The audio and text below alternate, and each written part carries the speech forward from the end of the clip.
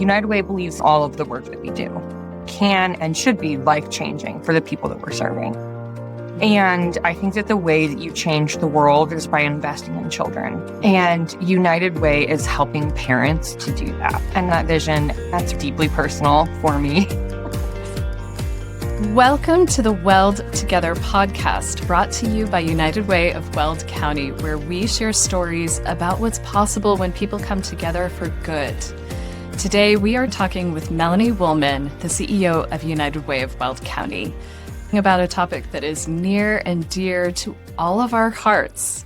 Thank you, Melanie, for joining us. Thanks for having me. There is one question that we like to ask all of our guests on the podcast, and it is ironically a question I haven't asked you yet. And that question is, what's in your cup? Do you have a favorite beverage or a cup of something with you right now? Coffee. Now that I have 2 children, I drink 2 mugs a day. I used to only drink 1 mug a day. I do not discriminate against coffee. Any kind. Any will do. Any kind of creamer, no creamer, just straight, black, iced, hot. Does not matter. Just needs to be coffee. Okay. Yeah. So flavored coffee. Yes, I'm not picky. Yes. So why don't you give us an introduction into our topic today? I really wanted to share and talk a bit about the vision that United Way has for children in our community. The work that United Way does and all of our initiative and impact areas, I hope that it is life-changing for every person that interacts with United Way by investing in children and by helping parents to invest in their children and understand what is the best possible thing for them. That's the way we change the world. And that is really important. And it is deeply personal for me. I'm curious about you as a child. If you have a memory of yourself, your own childhood that really ties to your own sense of family and connection and provision. Kind of a big question. Oh man, I do have a lot. I had very lucky. I had a great childhood growing up. Parents are still happily married and we lived in the same house my whole life. They're still there. My best friend at the time, her name was Jamie. She lived 2.5, 3 blocks basically away from us. And it was really cool because her older sister was the same age as my sister. The 2 of us were the same age, and then our 2 younger brothers were the same age. Same grades in school, and so we all were good friends. And our parents, especially when we were younger, would stand on the opposite ends of those 3 blocks, and we would walk back and forth to each other's house. And when we got a little bit older, we would do that for each other too, right? Like it wasn't our parents that would stand there and wait. It was each other. We'd stand and wait and make sure that we all got back home. And it's a really simple memory, but that kind of peace and ability to just walk back and forth, that safety, that camaraderie, the friendship, all of those kinds of things is the experience that I got to have. And that's an experience that I want, for my children. What a beautiful memory. What a special thing to have. It is. Yeah. It is a special thing. How does that formulate for you in your mind as a parent now with your own children? And they're quite young. But I'm curious how that influences how you look at parenting and your own kids. You do anything to give them everything that you have and more, right? I think everybody wants better for their children. Right? It's never just, they want the same. They want what's better. And the work that we do, I stop to think about children that don't have that. And it breaks my heart. I'm like, I almost can't think about it too much. I get too emotional. It is so deeply ingrained in me, especially with my children. Although maybe someday they'll be able to, give me feedback on how I've parented. That's kids too. Yeah. My daughter's already starting a bit of that. So I'm sure that will never end. Yes. My 4-year-old already. She's already giving you feedback. She is. Yep. And how old is she now? She is 4 and she is something fierce. I will often joke. So for those of you listening that don't know, 4-year-old daughter named Phoebe. And I'm like, man, I couldn't have just named her Emma. Like she lives up to every ounce of the name Phoebe Joe. And I'm like, I shouldn't know. I'm like, we did this to ourselves, you know? I'm also very often reminded just how active and how much my husband pushed the boundaries as a kid.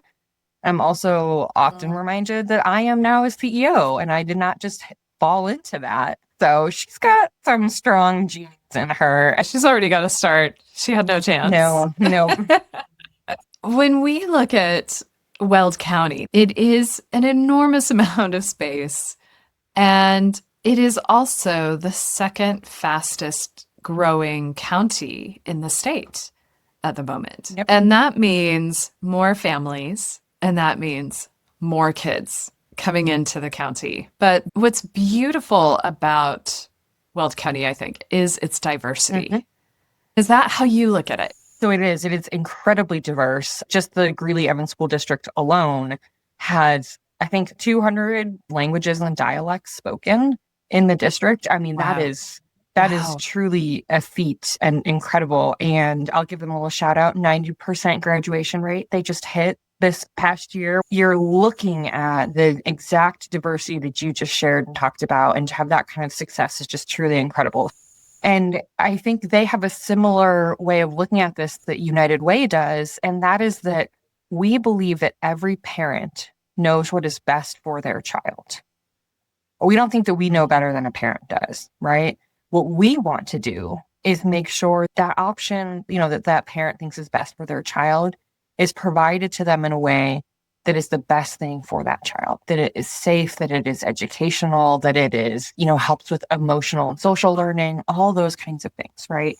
If we were to make a documentary movie and the camera were to pan across and show the different ways that families live in Weld County, what are some of the images that would cross our screen? I know, man, I will try to do that justice. Our community is sort of a microcosm of all the different kinds of communities that are out there, right? I mean, we have not only sort of those urban and suburban communities, right, where you can walk to the elementary school, your neighbors are only separated from you by a fence. Public transportation is there and available. So you have families that are living in these neighborhoods with green lawns and trees and all the things, right? We have some very new neighborhoods, but we have some neighborhoods that are old, over 100 years old, and have some beautiful character in those homes. And we also have those rural communities, right, where you've got lots of farmland in between, you're raising cattle or sheep or feed, growing feed. And so you've got families that maybe have 2 or 3 homes on the property and you have multi-generations living there. You actually certainly have that in the more urban and suburban areas as well. We know because of the cost in particular, but sometimes because of a cultural preference that families choose to live together. And then we've actually have a part of our community, a bit like frontier kind of land that is truly vast, highly, highly rural, might not have access to things that we consider like essentials, like internet is spotty in parts of Weld County. Like you can't get internet, Wi-Fi, some of those kinds of things, right? So it really, really does look very different. Access to things like childcare looks very different in every single municipality, right? There's 32 municipalities in Weld County. This is part of the challenge, but also part of the motivation behind the work that we do is to say, just because you live in the Eastern Plains doesn't mean that you shouldn't have access. And oftentimes that's going to look different, right? You would see just about every kind of home and light setting, I think really that exists short of like the ultra urban New York cities, right? We certainly aren't that here, but we've got it all. The Weld Together podcast is brought to you by United Way of Weld County, building powerful partnerships to bring about lasting community-wide change. Learn more at www.unitedway-weld.org. Can you tell us a little bit about what some of the services are that United Way offers to families in Weld County? Yep. The primary way that we are supporting families is actually through the childcare providers that those families are accessing. If somebody is interested in saying, I want to formally provide childcare for children in my home, I want a license from the state to do it, we host like monthly orientations and we'll literally like handhold and walk side by side with those choosing to do that all the way through the licensing process, right? We'll help them with local municipal regulations and understanding those codes. We help them understanding state regulation and code. We provide coaching and some supplies to make sure that they have the right kinds of learning tools and activities for children. We also work with folks that are exempt care providers, right? So we oftentimes call them family friend or neighbor childcare providers. They don't really have an interest in getting the license, right? There are still state regulations that you're required to abide by if you're caring for children without a license. So we help to make sure that they understand that. The work that we've done in that area is primarily for monolingual Spanish speakers. The team are bilingual and they are able to help those providers, again, sort of look at and navigate regulations and still to provide really high quality childcare. We are also contracted with the state to help implement universal preschool here in Weld County. So voters across the state of Colorado agreed to add a nicotine sales tax that would help fund preschool universally for all children that are age 4 the year before they enter kindergarten. And so we are helping not only those childcare providers that are accessing childcare, but we also help families to sort of navigate that system. It is a state system. It is more cumbersome than it should be. And so helping families really navigate that. Last thing that we do is the diaper bank. And we do lots of diaper drives, collections, and we raise money to purchase diapers. And then we give all those diapers out to our partner agencies to give to the clients and the folks that they're working with. Diaper bank is amazing. When you see images of the diaper bank, there's truckloads of diapers. Yep. We've talked about this before in the newsletter about how many diapers are needed and how many are collected. Yep. And of course, you go through those diapers pretty quickly. And when you hear the numbers, you think, yeah, that's a lot of diapers. But then you look at pallets full of diapers and you begin to understand the scale. And it really is so impressive. Yes. Yep. And it is important, right? People think that diapers are just for the babies and they're not. They're really for the entire family, right? Babies, of course, cleanliness, safety is first and foremost, especially for those very young children. But we know parents can't drop their children off to daycare or these care settings without diapers, right? There are parents every month that miss days of work because they cannot drop their children off to childcare because they don't have diapers. I'll be honest with you, I almost didn't believe that at first. I was like, no way. Like, there's no way that that's happening that often. Mm-hmm. And it is. It happens all the time, and it is happening here in Weld County. It seems like it should be so easy to address. But again, the scope and scale and the size of our county can make it challenging, right, to truly address all of the needs that are out there. But we are really experts in childcare provision across the county. And again, that is twofold because not only does it give children the best start in life, which every single child deserves, but it is also a workforce thing, right? Many parents, oftentimes women, are required to leave the workforce for financial reasons. We really want to make sure that if both parents want to work, that they have the option to do that, right? And the only way that we are going to help with that is to try to address the supply and demand issue that we have.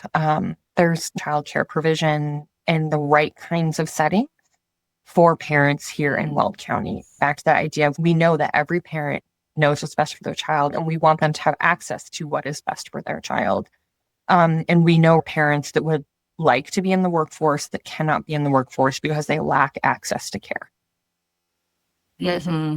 It really is so astonishing to talk with United Way staff who are in this arena, because once you begin to get your feet wet and understand what it means to have a childcare desert, there's so many threads that are involved in this that make it such a challenge. It really is important to understand because it's a big issue. Yep. And for many families, it is an enormous barrier and it's a huge stress. But there's also so much hopefulness that is also being woven into the picture through all of these different kinds of provisions and work that's being done to try to help and solve the issue. Now, just a moment ago, I could see you feeling it. It looked like this touched you deeply. I know as a parent, it's going to touch you, but it seems like this maybe moves you in a particularly special way. Yeah, I did not understand the importance of this work until I had my own children. Intuitively, I got it. I understood the data, right? Those of you that have heard me on the podcast before, that have read the newsletters, know that I love data. This for me moved beyond data and into what moves me emotionally. And, we have experienced childcare issues ourselves. And my husband and I have an incredible ability to navigate that. We are some of the very lucky few that money is not really an issue for that. Access, I know exactly where to look. I know exactly who to ask. I know exactly how long it's going to take. I know I have access to all that. And there are still times where my, daughter or son will come home and it's clear that they've had a really bad day. And I'm like, that's it. I'm quitting. I'm staying home. You would do anything. People would do anything.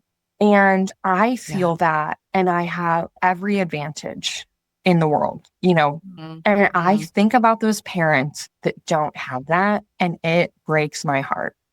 So to a certain extent, it's also those other parents that I am really moved and motivated to help. It is emotional for me to think about what these parents must face, the impossible decisions and choices that parents are facing every day. And that is a big piece of it for me too, is just that empathy for the other me's of the world running around with 2 and 4-year-olds or 1-year-olds or, whatever. So it is the children, but it is also those parents that care so deeply for their children and love them so much. United Way in conversations are constantly talking about children and parents. It's not just children, it's parents, children. Yeah. This is part of why United Way works across all of these different initiative and impact areas. We have to think about the entire household or the generations that are surrounding that child, right? The parents, the neighbors, aunts and uncles, those kinds of things. United Way works pre-birth all the way through end of life, and that is intentional. We want every person here in Weld County to have the opportunity to succeed at whatever they want, right? However they define success, right? Again, it's up to them, but we want what they want for them and we want to help them get there. Is there anything else that you feel like it's important for people to know that they may not be thinking about when we're talking about early childhood education? I will oftentimes hear, where are all the people your age? They're not involved with civic organizations. They're not out and about. And I always try to reframe that and say, look, if they're not out and about, that means that they're with their children and their families. And that, I would argue, is the best place for them to be. Weld County is a very young community. I think the average age of the person here in Greeley is 31 or 32 years old. We are a really young community, and there's a lot of parents in the thick of it right now. Those that are inspired to contribute to organizations that are helping those young families, young parents, young children. Thank you for doing that. And those that are kind of looking to say, hey, where are all of you? What are y'all doing with your time? We're spending time with our children, right? Fathers in particular are spending more time with their children now than in the decades prior to that. And that's a really beautiful thing. So I'd like to remind people of that time spent with children is really, really important. To your point, those early years, you don't get them back. You don't get any years back, right? Those small little moments where you can be the parent that gets to watch your kid walk down the block to their friend's house. That clearly leaves an impression, right? And it helps those children to live happy, healthy, fulfilling lives. And that's ultimately what we're in this for. Last thing, and then I will let you go. If someone is feeling moved, I want to do something to help kids in Weld County, What would you say is the first step for them? Oh man, I mean, there is too many amazing organizations for me to list here that you can help. But certainly you can, look at the United Way portfolio of investments and those kinds of things and see where we are investing in early childhood efforts. Because we as a state have acknowledged the importance of children, there's actually a tax credit, a 50% tax credit, where folks can donate to childcare, to helping parents and children have access to childcare. And you get a 50% tax credit, which is truly phenomenal. I mean, it is incredible. It's a way that can also help people to be generous. If you care deeply about those children or those parents, that is a really impactful way to give back. 100, 500, 1,000, that goes twice as far when you're contributing to the childcare tax credit. So I will put that plug out there, right? Dollars are always needed to help those children that are perhaps the most vulnerable. We have an opportunity to help make sure that we change that life trajectory for them. And those contributions help us to do that more than anything else. Melanie, thank you so much. Really quick last question. We also like to ask all of our guests, what is filling your cup at the moment? What keeps you going?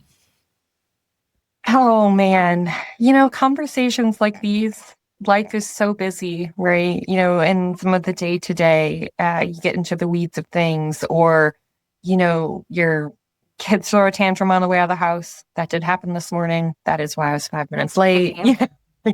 Life happens. And for me, taking a moment to pause and step back is what fills my cup. It's to say, okay, let's ground ourselves in the vision and the aspiration for the future. So that for me is the thing that fills my cup the most, right? That vision for the future. So thank you for the opportunity to share and to settle in to what I hope will be a good day here forward. Thanks for doing all of the work that you're doing. It really is incredible. And more to come. Yes, indeed. Thank you, Diana. Join the caring power of the United Way of Weld County community. Visit unitedway-weld.org, where you can learn more about our projects, find great volunteer opportunities, and donate. Special thanks to our cornerstone partners, our leadership givers, and the many individuals who make our work and this podcast possible. The music you heard today is by Alex Productions. I'm Diana Smith, your host. Thank you again for listening to the Weld Together podcast. And until next time, remember to be kind to yourself, be kind to others, and remember, even a little good can go a very long way.